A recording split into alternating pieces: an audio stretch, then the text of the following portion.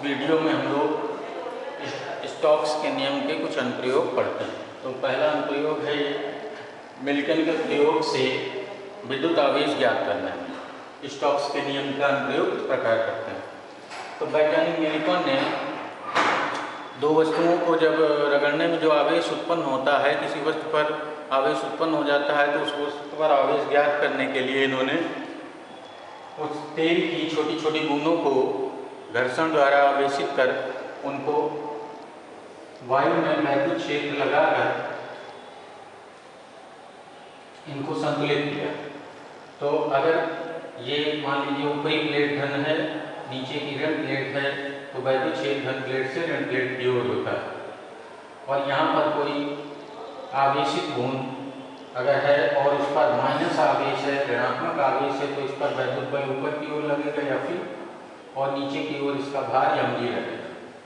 तो दोनों के बराबर हो जाने पर ये बूंद संतुलित हो जाती है। तो आवेशित बूंद को संतुलित होने की अवस्था में Fe बराबर हो जाता है mg के, और Fe बराबर होता है Q × E के, QE बराबर mg हो जाता है। तो Q बराबर हम लोग mg/E, और E का मान ज्ञात करने के हम लोग E बराबर V/L होता है या V/D कह लीजिए, जहाँ V दोनों प्लेटों के बीच का विभवांतर है और D दोनों प्लेटों के बीच की दूरी है। तो इस तरह से E की वैल्यू ज्ञात हो जाती है। अब यहाँ पर देखिए G 9.8 मीटर/सेकंड² ले सकते हैं। E का मान हम लोग विभवांतर और प्लेटों के बीच की दूरी द्वारा निकाल सकते हैं। केवल m ज्ञात हो तो हम इस तेल की बूंद पर आवेश की गणना कर सकते हैं। तो m ज्ञात करने के लिए यदि इस तेल की बूंद का घनत्व ρ हो, तो इसका जो आयतन हो जाएगा, आयतन अगर r त्रिज्या की मान लीजिए तेल की बूंद है, तो r बराबर V बराबर हो जाएगा 4/3 पाई r³, और जो द्रव्यमान होगा इसका m बराबर हो जाएगा ρ × V, यानी ये आ जाएगा आपका m बराबर 4/3 पाई r³ × ρ, ये आ जाएगा द्रव्यमान। अब तेल का हम लोग जिस तेल का इस्तेमाल करेंगे, जिस आयल की बूंद बनाएंगे, उस बूंद का उस आयल का हमें घनत्व मालूम होता है, तो यहाँ घनत्व भी मालूम। अगर इस बूंद की त्रिज्या हमें मालूम हो जाए, बहुत छोटी बूंदें होती हैं इसलिए स्वेच्छानुसार त्रिज्या डिसाइड नहीं हो पाती, तो तेल की बूंद की त्रिज्या निकालने के लिए हम लोग अब स्टोक्स के नियम का प्रयोग करते हैं। तो स्टोक्स के नियम में हम लोगों ने देखा कि जब कोई गोल वस्तु किसी समान माध्यम में गिरती है, तो मान लीजिए ये इधर वायु है, तो वायु में गिर रही है सीमान चाल से गिर रही है, तो सीमान चाल का इसकी सीमान चाल ज्ञात किया जाता है।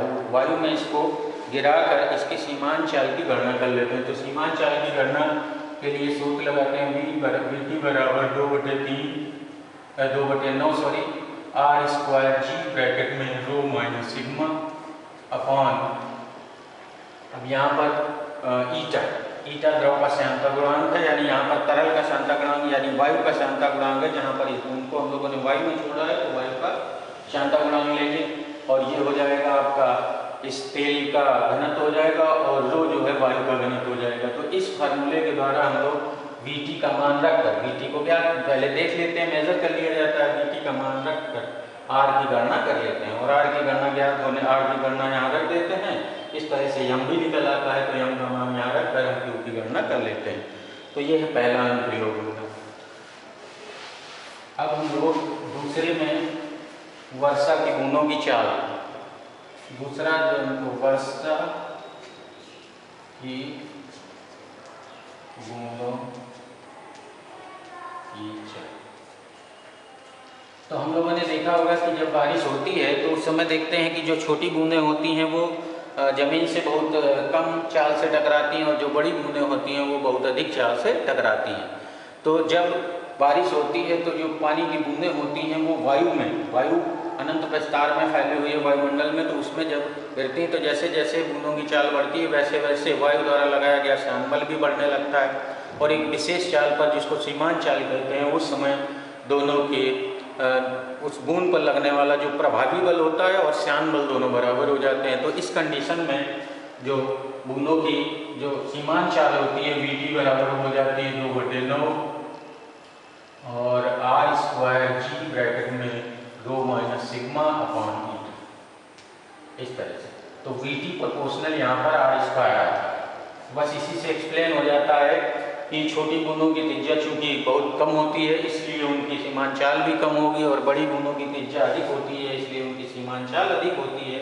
इसी कारण छोटी बूंदें जमीन से कम चाल से टकराती हैं और बड़ी बूंदें जो होती हैं वो जमीन से अधिक चाल से टकराती हैं। तो ये हुआ वर्षा की छोटी और बड़ी बूंदों की चाल की व्याख्या।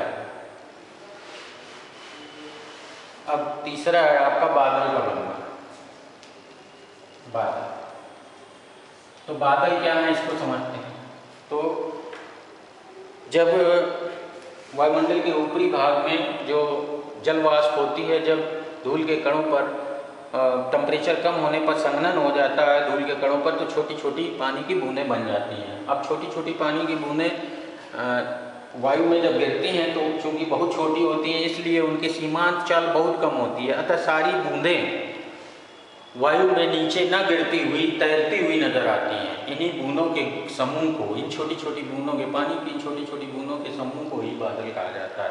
तो ये सीमांत चाल के आधार पर हम लोग बादल की व्याख्या कर सकते हैं, बादल के बारे में बता सकते हैं कि बादल होते क्या हैं। तो बादल पानी की अत्यंत छोटी छोटी बूंदें जो वायु में तैरती नजर आती हैं उन्हीं को बादल कहा जाता है। ये बादल हो गए। और अब आते हैं हम लोग पैराशूट लेकर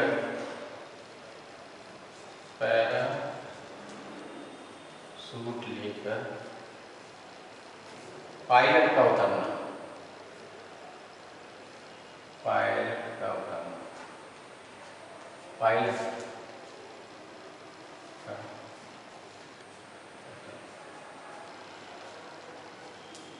तो जब विमान में कोई खराबी आ जाती है तो पायलट विमान से पैराशूट लेकर उतरता है। तो पैराशूट जब खुल जाता है तो उसके अंदर बहुत सारी वायु उसके अंदर भर जाती है। तो इस प्रकार जब वह नीचे की ओर गिरता है तो जैसे जैसे नीचे गिरता है तो प्रारंभ में उसका वेग बढ़ता है, लेकिन साथ साथ वायु की श्यानता भी बढ़ती है और एक श्यान बल भी बढ़ने लगता है। श्यानता के कारण श्यान बल बढ़ने लगता है और इस कारण एक ऐसी स्थिति आती है जब थोड़ी देर बाद उसका वेग स्थायी हो जाता है, जिसको बोलते हैं सीमांत वेग या सीमांत चाल कहते हैं। तो अगर हम पैराशूट लेकर उतरते व्यक्ति का प्रभावी त्वरण जी देखें तो जी जो हो जाएगा वो m1g प्लस m2g बटे m1 प्लस m2, कुल बल जो लग रहा होगा नीचे की ओर बटे कुल द्रव्यमान। तो यहाँ पर m2g को 0 ले लेंगे, m2 का यहाँ m1 व्यक्ति का द्रव्यमान है, m2 पैराशूट में घिरी वायु का द्रव्यमान है। तो वायु में भार जो होता है m2g वो 0 होता है, तो यहाँ पर 0 लिख लेंगे। तो इस तरह से जो व्यक्ति का यानी पैराशूट लिए जो पायलट नीचे गिर रहा है उसका जो प्रभावी त्वरण होगा वो हो जाएगा केवल m1g बटे m1 प्लस m2।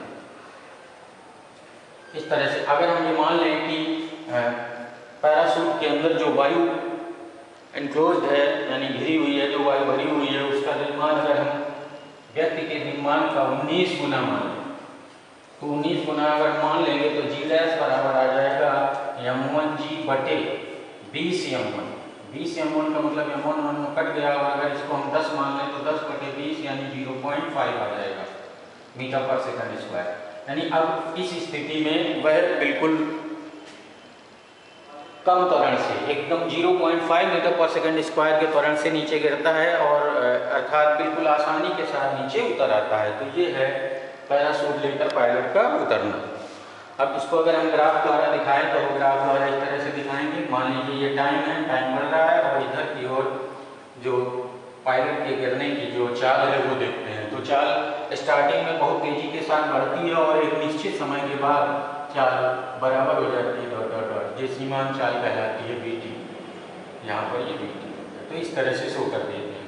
तो ग्राफ द्वारा हम लोग किसी पैराशूट लेकर पायलट के उतरने की गति को हम इस तरह से दिखा सकते हैं। जैसे शुरुआत में जब छतरी बंद होती है उस समय बहुत तेजी के साथ गिरता है, उसके खुलने के बाद भी थोड़ी देर जब तक श्यान बल प्रभावी बल के बराबर नहीं होता तब तक स्पीड उसकी बढ़ती रहती है। तो इस तरह से चलता है ग्राफ। उसके बाद एक निश्चित समय पर जब छतरी खुल जाती है और थोड़ी देर बाद जब चाल सीमांत चाल के बराबर हो जाती है तो वो फिर कांस्टेंट चाल से नीचे गिरने लगता है। तो ये ग्राफ द्वारा इसका निरूपण है।